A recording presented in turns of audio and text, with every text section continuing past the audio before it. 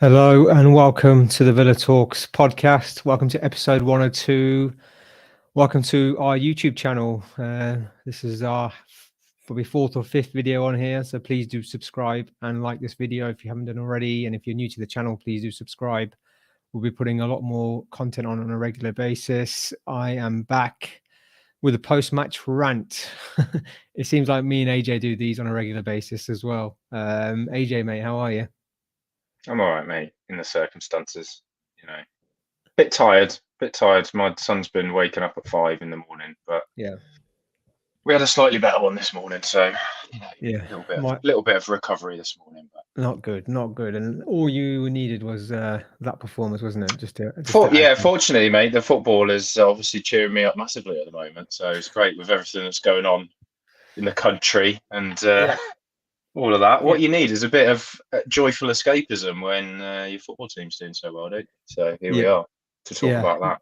Yeah, no, I'm in a similar boat to you, mate. My youngest two are been quite ill for the last couple of days, so I've had a real lack of sleep, plus a busy day, busy week at work, and was looking forward to tonight, really. In a weird way, I've been dreading a lot of the games recently, but I just thought, maybe after that first half performance, you're a fan, you want the best for your club, and you have that little bit of hope, don't you, as a fan? I think most people have had a beating out of them over the last few weeks and last few months, but I just had that slight glimmer of hope that maybe we could put in a performance. And from minute one, really, wasn't it? It was firstly it was the starting lineup. We'll come on to in a second, but just from minute one, the attitude, the application, the tactics, it was all wrong, wasn't it? It was just predictable, wasn't it? It was just entirely predictable. Any coach worth their salt knows exactly what we're going to do. They know we're going to be narrow. They know it's going to be some variation of 4-3-3. They know that we're going to play in a mid block. We're not really going to press the ball high up the pitch. They're going to have time to play out from the back and find their passes, and then we'll do a sort of half press when they get into our area of the pitch. They know if they switch it quickly, then that bypasses our midfield completely and leaves our fullbacks exposed and often overloaded. You don't have to be a great coach to figure all that out, and that's exactly what Marco Silva did, and that's exactly what Fulham did, and they were all over us from the beginning of the game. And some harsh decisions, which under normal circumstances we'd probably be sitting here ranting about the refereeing and all of that sort of stuff, but we were never in the game. So it didn't matter whether we had 10 men or 11. It didn't matter that we gave away a really soft penalty. We were never in the game. Our tactical weaknesses are obvious. They were exploited ruthlessly, but it's not hard to do that. And, I said to you before the game on the WhatsApp, you're not supposed to say this as a fan, but there was a part of me that wanted us to lose today, because there's just no amount of time is going to improve the situation for Steven Gerrard at this club, which isn't to say he can't go away, learn a bit more about football management and become a good football manager in the future, but he's not going to do that in the time he has at Aston Villa. That we're at serious risk of relegation now. There's not time for him to figure out how to be a football manager whilst he's managing one of the biggest clubs in the country. It's just not, So I'd rather get it over and done with. And in a way, I'm glad it was a convincing and pathetic defeat, because I hope that just hastens his departure, and I hope we don't even have to wait for the Brentford game. Like, I would just get rid. There's no value now in keeping him. I feel like a caretaker manager in the short term would get better results than he's gonna get. It's done. It needs to be done. Yeah, I mean, it was like the bingo of a manager's last match, wasn't it? It was bad performance, poor application, sending off, own goal. Just poor all over the shop, really. Dodgy decisions as well by the referee doesn't help. But you're right. Right. Even when Louise got sent off, under normal circumstances, I'm there and I'm frustrated with the referee and I'm ruining our luck. But I just wasn't. I was completely apathetic to it, to be honest, because of what had happened in the first half. By the end of it, I was angry. I was really angry, just with the players as well. Not just the manager. I think the players have a part to blame here, 100%. You know, the application, the likes of Ings and Bailey and McGinn, Ramsey in the first half, although probably better in the second half. You know, all over the shop, really, really poor. But I don't think they were helped at all by the tactics and by their selection, putting Konza in. I understand, you know, Gerrard is worried about Cash's hamstring and is maybe looking to rest him. And, you know, we've got 3 games in a week, but we've bomb squad out Gilbert. We haven't looked to sign in the right back. We didn't really deal with that position at all. Paying Konza, loaned out Kessler Hayden as well. Loaned out Kessler Hayden, and playing Konza so narrow against I think it was, who on the left hand side was Willian, wasn't it? Obviously, you know, Willian, you know, is like 58 years old and made us look like amateurs. And just the tactics, we talked about it on Twitter, on WhatsApp. You know, the tactics, you can tell there was a manager in Silva who knew football, who knows how to set up a team. You know, they completely bypassed our front three. Our front three were just marking air for most of that first half. And as soon as they beat that front three, which was easy because they were just picking up spaces in between the front three because of how narrow they were, then they were switching the play so quickly out wide, and playing with pace, playing with speed and playing with intent, something we haven't seen Villa do in a long, long time.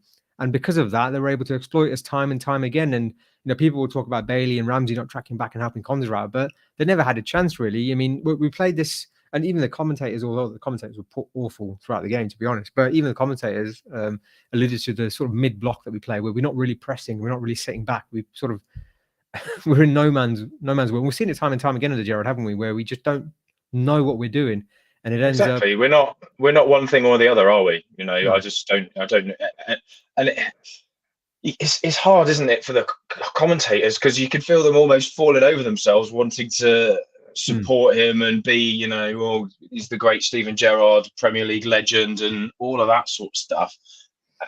But even in those circumstances, there's still, it's unavoidable to say there's no identity for this team, right? And you know, there's no identity, and I think you can kind of understand after a reasonably good performance at Chelsea why he didn't change anything radically. But the thing about the Chelsea game was, and we talked about this on the WhatsApp as well. I don't know against Chelsea whether he's just rolling the dice and putting together different formations, trying to stumble across something that works. Seems like that's the case. But against Chelsea, it made sense. They play 3 at the back. Their wing backs are essentially wingers, like especially the way they started with Mason Mount as a wing back, effectively. There's always going to be space in behind. So it actually feels like quite a sensible tactical move to switch to a 4-3-3 that's got actual wide forwards in it, as opposed to a 4-3-3 with narrow 10s. That felt like actually a good tactical decision. And I think that was a lot of the reason why we had that success against Chelsea. But then Fulham don't play that way. You know, Fulham play a completely different system. So just because it worked and was effective against Chelsea, that doesn't mean necessarily that you stick with it. And at the end of the day, we lost the game against Chelsea anyway, so it's not like you stick with a winning team or anything like that. And again, like, you know, he's just so wedded to this 4-3-3, and his idea of a smart tactical switch is, Mitrovic pulls out left quite often, so let's play a centre-back at right-back, but otherwise keep exactly the same 4-3-3 that hasn't worked all season and for most of last season either. So I just don't think, like, this isn't to take anything away from Fulham, who I thought were excellent and, you know, picked us off as well as anyone could have done. But it's not like it takes a genius coach to figure out what we're going to do and to respond to it, because it's the same every single week, bar some very small tweaks. And just some of it just seems so random. Like some games they'll do the inside out thing with McGinn and Ramsey, and some games they won't. Like, well, I don't know. Like, what are they trying to achieve? I don't understand it at all. I don't really get it. And that midfield 3 hasn't worked for a long time, has it? Not just the personnel. We'll come on to McGinn in a second, but just the shape of it, just what they're looking to do. You know, we're neither here nor there with those midfielders. And I feel for anyone. I mean, I completely agree. And I've said it for a long time. McGinn's been poor and continues to be poor and was poor again today. But I don't think any of the midfield are helped by the way that we set up and what we expect the midfielders to do and what we expect their roles to be. A midfielder, and McGinn's a prime example. His strengths are on the turnover, winning the ball back, and then bombing forward and getting into those goal scoring positions, which he did under Dino. When we were playing well, he got into those good goal scoring positions and linked up with Jack, got in goal scoring positions in the box. But here they're expected to play this quasi fullback role time and time again, and then the other time they're expected to. I don't know what they're expected to do. They're expected to when Louise has got the ball, they're expected to bomb forward and sort of join the attack for a long ball so they can knock it off. And I just don't understand. What is their purpose? Do they understand? Do the players understand what they're doing? Is just seems it doesn't look like it. The shop. It's just poor, isn't it? Really, all over. I mean, on the players, let's talk about the players quickly. What did you make of the application of the players today from minute one? We'll talk about obviously Gerrard and tactics a bit more, but just on the players, what were your thoughts on that? Well, look, I said to you, I'm reluctant at this point to criticise any individual player because the problems are too deep, systemic problems to single out individual players for me. And that's not to say there weren't performances that you could single out. Bailey was poor. McGinn had another poor game.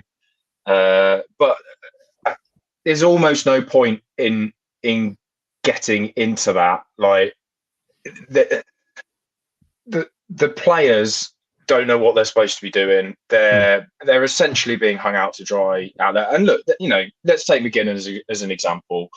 Whether he is of the quality to be where we think or where the board are telling us they want to be, it's not really us having that expectation, it's the board that are setting that expectation. Top half pushing for Europe. Is McGinn of that standard? I don't know.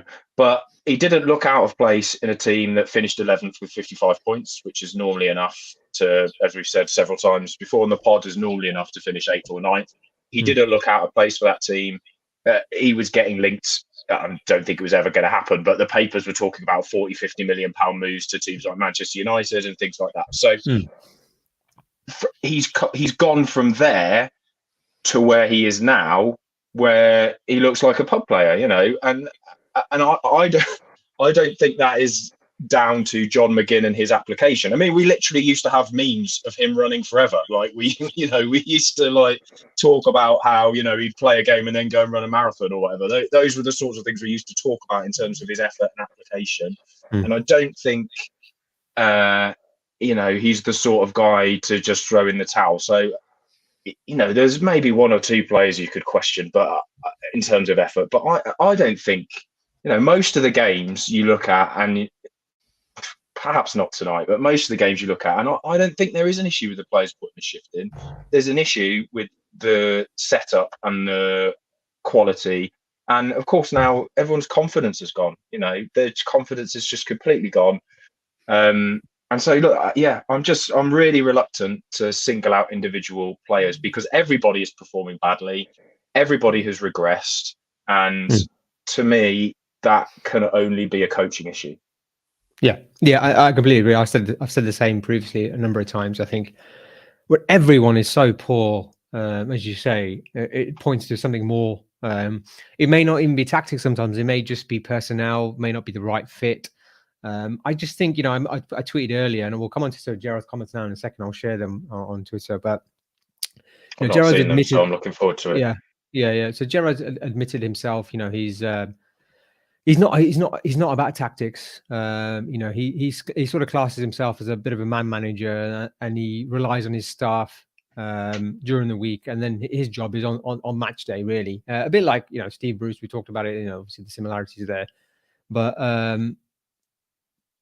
he doesn't strike me as someone with a huge amount of charisma or nous. And I said, he's got much nous and charisma as the fluff of my belly button. But what I mean by that is, if you are going to be a good manager, like the likes of Mourinho is, even though he's got the tactical nous as well. But the likes of Alex Ferguson, these types of managers where they can build a player up, they know the right thing to say to a player at the right time, they know how to get something out of a player. Martin O'Neill, classic example. We've seen it at Villa before.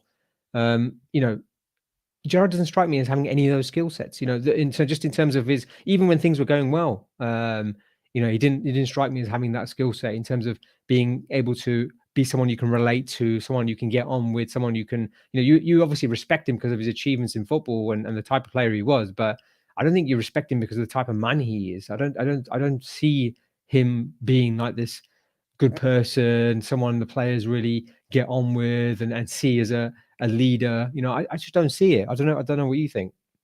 No, we've spoken about it before, haven't we? The reason he was an exceptional leader in his way as a footballer was because he could lead by example, and he was the best player in the team, and you know he could drag the team along with him by his performance. And when we talked about it last time, we compared it to Roy Keane, and it's a similar thing. Roy Keane is not a likable man beyond his sort of humorous cantankerousness and you know the banter relationship with Mika Richards, which we all enjoy. He's not he's not a leader that you follow because you relate to him and you and you and you like him and you know you don't and I feel like you know we said right from the beginning when he was coming in and banning his ketchups and all of that sort of stuff, this is all fine if you get results, but if you don't get results, everyone's going to hate you. And thanks, Sam, thanks for your contribution there, mate. Good to have you. He's at the game, by the way. Oh yeah, Sam went, didn't he? And Yarrick was there as well.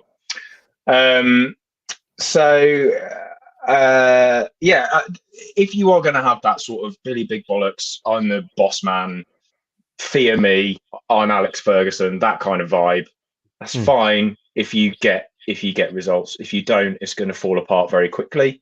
And that's where we are. Like, I feel like that. I just, you know, I guess the point you're driving at, Omar, is if he's saying his job is to be the front man and the man manager and all of that, and he's shit at that, and then he's also got no tactical nous, then what is the point of him? Like, the only positive thing we've been able to say to him is his ability to attract players that maybe we wouldn't otherwise attract. The thing is that's not worked out either because Coutinho's been rubbish. So, that hasn't even helped us. So that skill set though, that management skill set, which you know, it's not just about football. It's just all, you know, you see it throughout life. You see the best managers. It's not always necessarily the best performers. You know, so for the industry I work in, for example, the person who gets the most amount of clients in and brings the most amount of assets in, you know, it's not always necessary.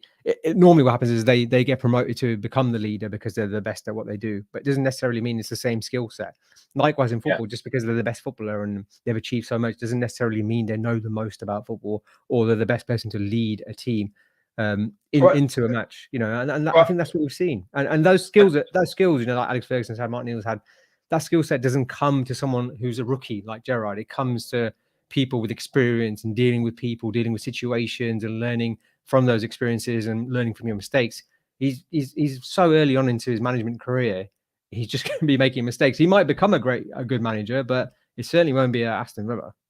Well, and I think actually the opposite is almost often true in the sense that, especially in football, if you are an exceptional player with a huge amount of talent, then you don't have to understand and accept coaching in the same way as players who are perhaps less capable in terms of their talent and ability and have to work much harder in order to deliver their in order to get the very best that they can out of their more limited talent. So they spend more time with coaches, they listen to coaches, they pay more attention to coaches, and therefore they often become better coaches as a result. And also they're probably thinking about it earlier on in their career because they know they're not going to, you know, be a pundit or whatever it is. You know, they're not going to have the same options. So I think often the best coaches are not the best players for that reason.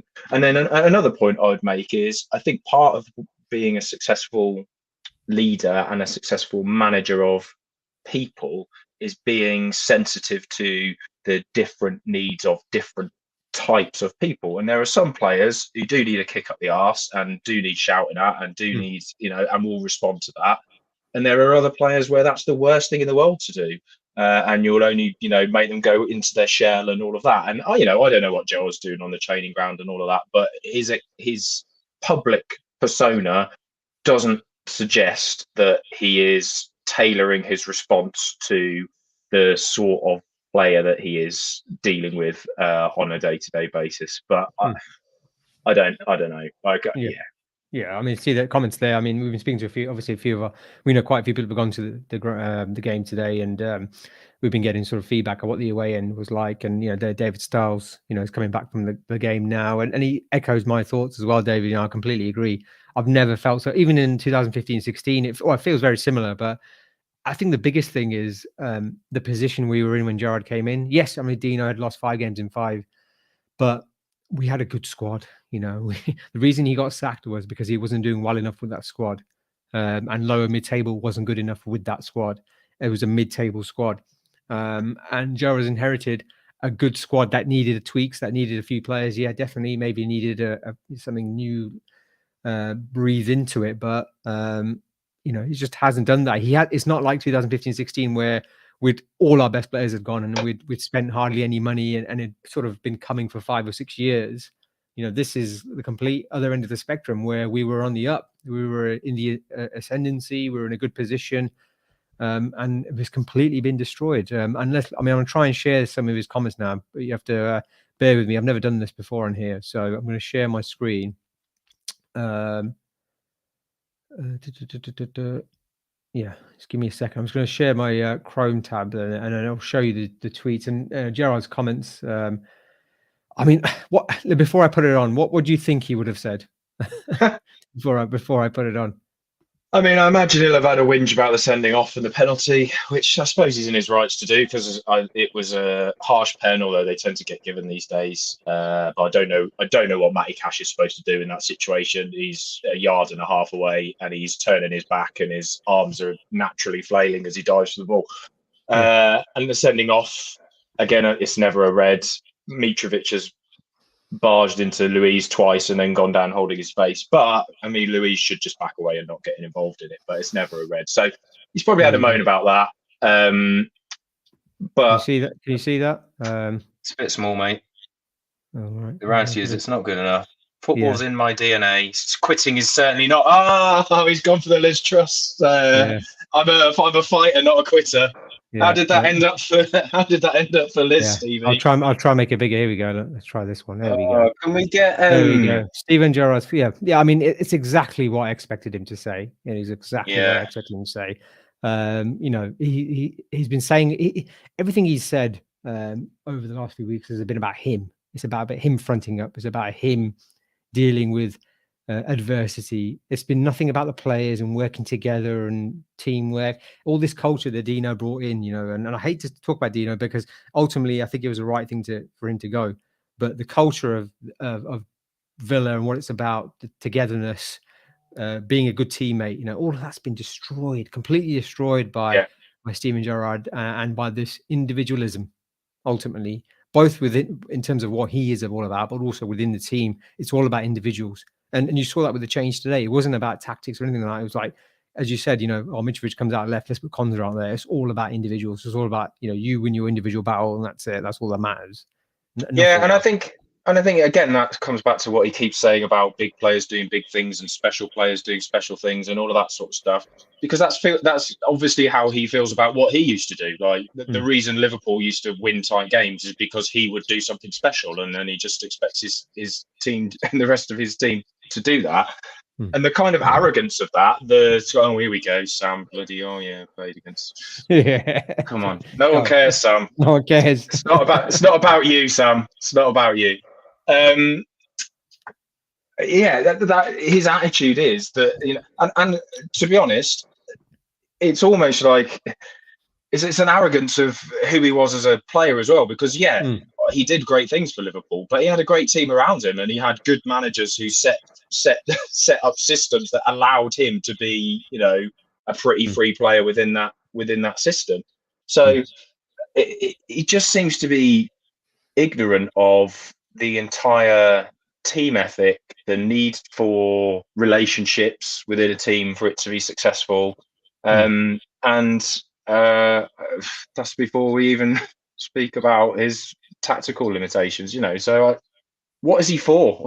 Like, what's he for? Like, just get rid of him. He can't do any of it. Like, basically, what we're doing is going through in detail, picking apart all the things he can't do, and essentially, what we're saying is he can't do anything that's required of a top-level football coach. So, why is he still here? Here we go. Let's have a look at this one as well. I'll get this up again. Can you see that? Yeah, there were claims that some of the Villa hierarchy left the director's box before the end of the game. That's from Sam Wallace. It's for a tier 1 reporter, really. Fairly knowledgeable and reliable as well. Maybe they need to get on an Avanti back to Brom before, and they're pretty unreliable, mate. So read too much into it. But yeah, I'm just hoping he's got a meeting with Sir Graham Brady tomorrow, and he's going to be given a little press conference. Yeah, I mean, it's inevitable, isn't it? Really, I mean, does he get the Brentford game for you or not? No, I've said not for me. I mean, if it was up to me, up to you. If it was up to me, no. Do I think he will? I mean, to be honest, when you see reports coming out in the Telegraph and stuff about how we're approaching other managers and all of that sort of stuff, I think there's an element to which they're just leaving him in place until they've got someone firmly lined up. Because I suppose every decision they've made so far, they've been able to say, we're doing it because of this and because of the project and because the club's progressing. There's no way currently, if we just sack him and put a caretaker in, of making this look like it's a decision to progress the club. It's a decision born out of failure, which to this point, no other thing that they've done is as clear cut in that regard.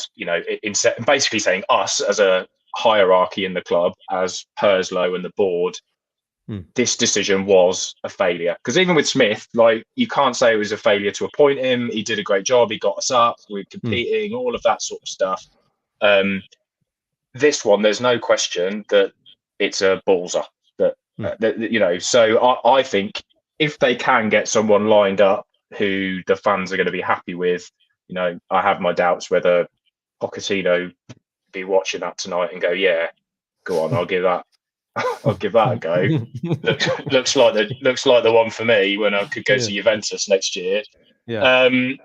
But if they can get someone lined up that's going to get us all a bit excited, then I think they'd rather keep him hanging around, stinking up the place until they can basically do it, and then within a week or so get the new person in. But for me, and from a football point of view, not a PR point of view, there's zero argument for keeping him in the job any longer. And I would rather see, even if it's Critchley, who knows what his abilities are. He's obviously managed at championship level. Did a good job for Blackpool by all accounts, and maybe he's as hamstrung by Steven Gerrard's stubbornness as anyone else. I can't see any harm in making him caretaker boss on the weekend. It can't be any worse, can it? No, definitely not. It's not like we're going to get anything out of it anyway. I don't know if you saw there as well. I've just put it up on the screen just before we went back. Matt Law said that apparently one of the directors left at half time. So I know Avanti are bad, but that is really bad. Let's not talk about trains. We talk about trains too much on this pod. Maybe he's getting a coach. Jugsy just put a tweet out about our pod when Gerrard was appointed, and I'd urge anyone to listen to that. Not because I'm not trying to blow our own trumpet at all, because a lot. Oh no, go on, mate, blow our own trumpet. We were right. We were right. No, apart from Sam. A lot of people said the similar thing to us, but it just didn't feel right when Gerrard came in. And our pod at the time, a lot of the problems we were worried about and concerns we had have played out. It's simple as that. It's really, we all wanted him to do well. We all wanted him to succeed because ultimately Villa succeed and we all benefit. But it just didn't feel right at the time. It didn't feel like the right fit. It was a high risk gamble. That's what we said. The potential upside if he turned out to be the next big thing was big, but the potential downside is exactly where we are now, where we've wasted a lot of money. We're going to have to waste more money on giving him compensation to get rid. We're gonna we're gonna have to start again effectively. The squad is imbalanced now. We've talked a lot. We've got no wingers. Most systems rely on wingers of some sort or other. We've only got one in the entire squad. It's set us back more than a year, and it feels like it's a bigger issue now than Steven Gerrard.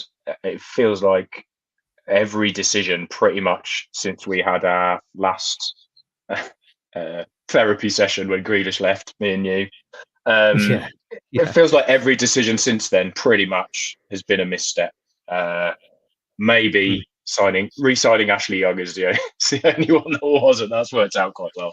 But everything else, it just feels, Again, Ashley Young's our best player. He's 37-year-old, player who's near the end of his career is our best player. It's just not on. And I said it on Twitter. I completely agree with you. Since our pod there that you're talking about there with Jack left, it just seems like since we signed Danny Ings, it was a real shift in strategy. It had Perslow's fingerprints all over it, and I'm sure he would say himself. And it was just completely the wrong strategy, and we've seen that since that signing. We've seen the same thing. I mean, Kamara aside, I think every other player has fitted that mold. They're sort of ready-made, ready to go. And there's all this, all this talk about, work in progress, etc. Doesn't work, doesn't marry up. You can't have a Formula One car, build the best Formula One car in the world, and then give it to me to drive around Monaco Grand Prix. It's just not on. That's what we've done. We've tried to be a big club by buying expensive players and ready-made players who we think we can push on to the next level, and then we've hired a rookie to manage it ultimately, and it's just poor management. You wouldn't see that if you were in a business now, any other business, doesn't matter what it is. You did that, you'd be out the door, and your shareholders, your owners would not be happy at all. And that again, that rests on Perslow and rests on Langer. They also have a part to play in this, and a big part to play in this. And they need to self-reflect massively. And if we are to move forward now and continue to progress, it's going to take a bit of time. As you say, the squad isn't. Any manager is now going to inherit this squad. It's not going to be the squad they want. It's not going to be in the style that they want. They're going to have to work at it. It's going to take us another couple of years to do that. They need to pick the right manager. They need to give them the right backing, and they need to have the right strategy in place and the things going on behind the scenes, the processes, everything behind the scenes needs to be right, and it's not right at the moment. This is the time to do it, because we can trot along. We've got enough quality in our squad, and I know it's people say the better teams have gone down, etc. But we've got enough quality in our squad that we can sort of get to safety and sort of, it'll be a nothing season, but whatever, it's going to be nothing season anyway. But it's important to make decisions now that are going to benefit us in the long term, in the next 2-3 years, and so we can see the fruits of that labor. Because you're right, we've been knocked back now. There's no way we're going to finish top 10 or anything like that and then progress. It's not going to be the straight line that we were expecting. It's going to be a bumpy road. But if they make the right decision now and they self-reflect and make those decisions, make those hard decisions now, then ultimately it's going to benefit us in the long term. But it can't be any quick fixes now. It just can't be. It can't be a Danny Ings type plaster. It just won't work.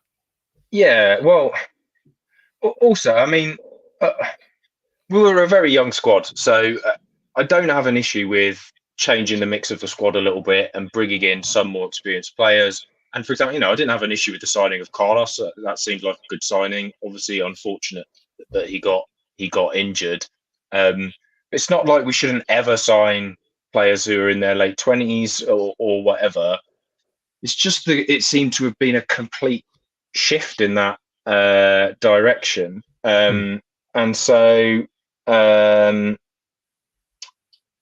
it felt like it felt like our response to Grealish going more than a considered move at the time. And I said at the time, I had this debate with Sam as well at the time.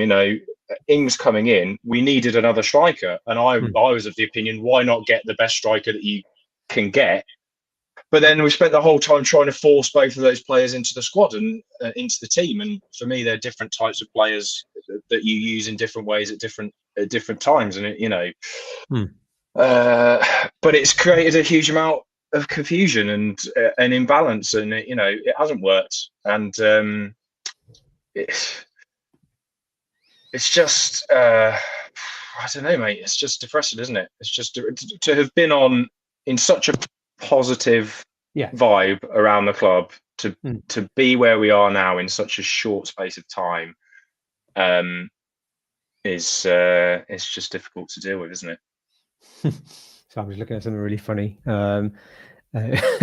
Apparently, I'll find it now. I'll show you. Obviously, it's been not only a tumultuous time for Villa, it's been a tumultuous time for the UK government as well. So apparently, someone, I don't know, Josh, who's been on the he's been on the pod before actually when we did one of our phone-ins, and I'll try and find his tweet. I saw he made a comment about an hour ago when it was quite obvious that we were going to lose. I think it was after Louise got sent off and we'd gone 2-0 down. He said, "I bet you." He posted a video of Liz Truss saying, "I'm a fighter, not a quitter," and apparently he's done it. Apparently he said exactly the same thing, which does not bode well, does it? No. Right. I mean, one thing we should, on a positive side, mate, one thing we should mention is I thought the away support was phenomenal today. Should we do hero and villain of the week, just because I did a video and I want to show it? All right, go on then, mate. Yeah, shall we do it? Let's do it. Yeah, come on. I've been working on this all week.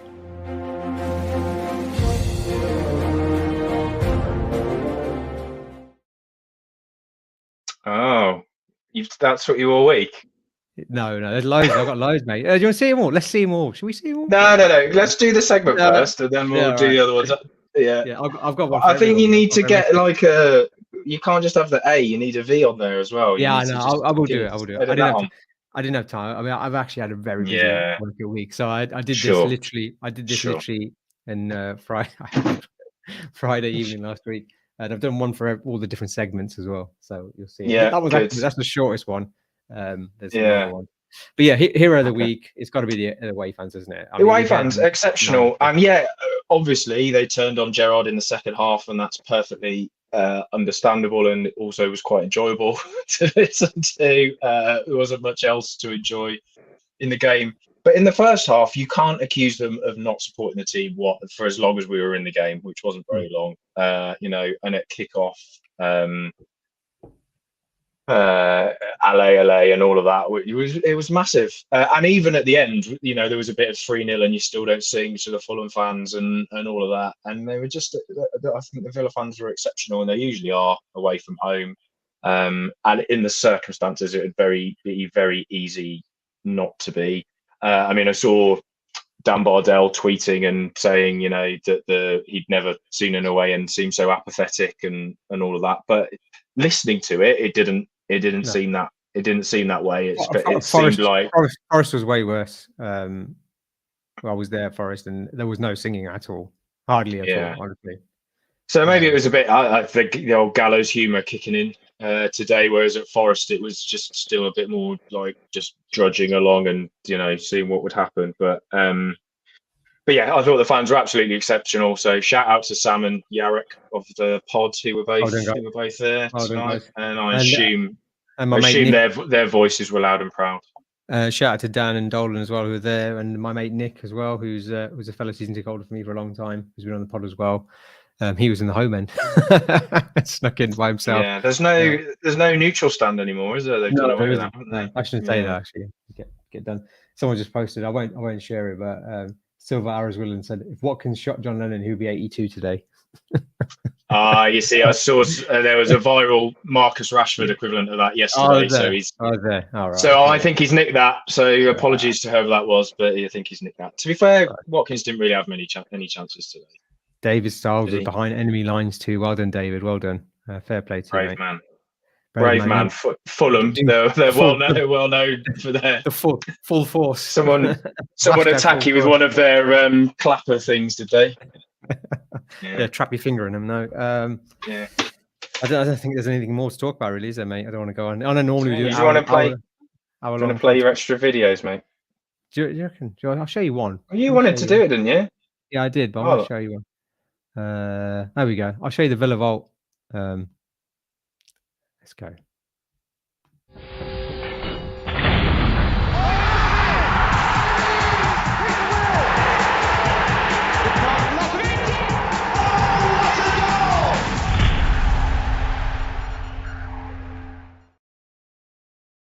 Nice, yeah. I've just nicked that. Yes. Yeah, I thought I'd seen that before, mate. But yeah, we got vital statistics as well. Vital statistics, ladies.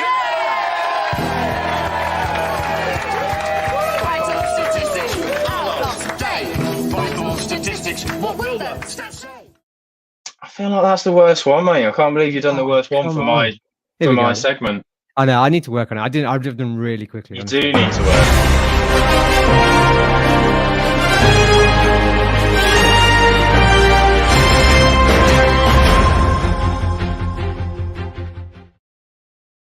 That one was loud. Yeah, that is loud. That's really. It's like the Villa away end. Yeah. I'll work on them. We'll get better. We will get better. Do we want to talk about Brentford, or is just? I think it's a difficult one, isn't it? Really, to talk about. Thanks, DW, mate. You're calling the Villa Vault. I was still calling the Villa Vault. That's brilliant. Well, there you go. That's the advantage of the audio-visual format, isn't it? That now you can see that we're talking about a vault. I mean, to be fair to me, it's been in the description pretty much every episode and on our Twitter page every episode. But fair enough. I think if you just listen to it on Spotify and people don't read the descriptions, mate. It's an audio medium. I don't either. To be fair, in the other pods I listen to. So fair enough, mate. Thank you for listening. Right now, I really, really appreciate you been listening to the start. Give us some feedback as well in the comments about the YouTube videos as well. What you'd like to see. I know it's a different format for us. We'll still be doing the audio pods as well. But just anything you'd like to see us improve, etc. We'd love to hear that. And drop us a comment, drop us a like, etc. Brentford game. I mean, where do we start? Really, I think it's so difficult. So difficult to talk about because we just don't know who the manager is going to be, what's going to happen. It's going to be a difficult game. We don't have a good record against Brentford, regardless. So it's just going to be negative, isn't it? Either way. I mean, is there anything particular you want to discuss before we close for the day? No, I just thought you might want to. You might want to, so I mentioned it. I hope there's a new manager in place. I think Villa Park will be absolutely toxic if it's still Steven Gerrard and if the game does not go well. And that's never good. It's never nice to see that at your football club. It's understandable. I'm not criticising anyone for doing it at all in the circumstances. I've just spent 45 minutes moaning and calling him useless in various different ways. But I just hope he's not there in the dugout. I really do, because it's just And also, God, imagine if we keep him and then he wins. Like, is that enough? And I just feel like that's the situation we've been in for so long. We've just been limping along where he's been doing just enough to get away with it. And I just really hope that today is the end of that, and it's a recognition that it's just done. There's nothing left that he can do, and he needs to go quickly. Yeah, I agree. And sorry, Sam just WhatsApp said, why isn't this classed as a half a pod given there are only two of you asking for a friend? Brackets Jaro. Just to be clear. Isn't it? Length, isn't it, it was literally like an 11-minute pod we did literally at the last minute. That's why I'm dragging it out and getting you to talk about Brentford, because I don't want to get downgraded to a half pod. No one wants that on their record, do they? But no, remember that Remember that great banter that Aggers did on Boycott on Test Match Special, where he said that he did this whole. He read out what he was pretending was a press release from the ICC, which was saying that that the rest of the world test was getting downgraded and was no longer going to be first class status, and then did this whole bit around, oh, but your 100th was at Headingley, Jeffrey, and that won't count anymore. And then he was just winding up. So you could do that to me now. You could, in a year or two's time, you could be like, remember Pod 102? Yeah, it's not a first class pod anymore. We're downgrading that to a half as well. No. But you will always have the honour of having our number 1 rated pod. Always have that honour. Well, not necessarily, mate. We might overtake it. Never know. Oh yeah, good. Yeah, let's be positive. Yeah, well, yeah. Never know. It was big numbers, though. It was big numbers. It was a big day, though. I don't think it was because it was me. I'm sure I won. No. I think that was Jack pulling the numbers in, not me. To be fair. No, I think equal weighting. A bit like Gerrard and Pesler have equal responsibility. I think you have equal weighting in that.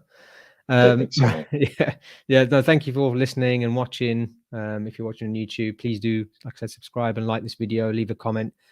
Put the notifications on. We'll be doing one every week, so please do tune in again. And if you're on audio only, then please do subscribe and follow on whatever podcast platform you're on. Follow us on Twitter at Villa Podcast, all one word.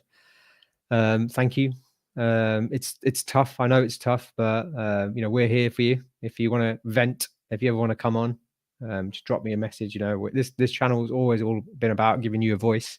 And yes, we have the same guys on every week pretty much, but we do pods now and again where we do the phone ins and get everyone on.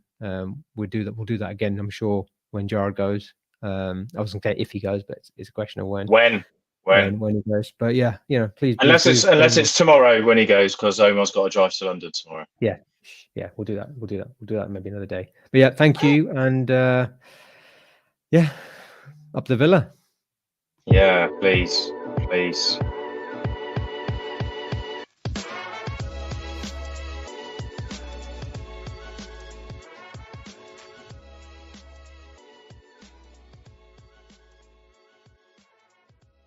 I love it.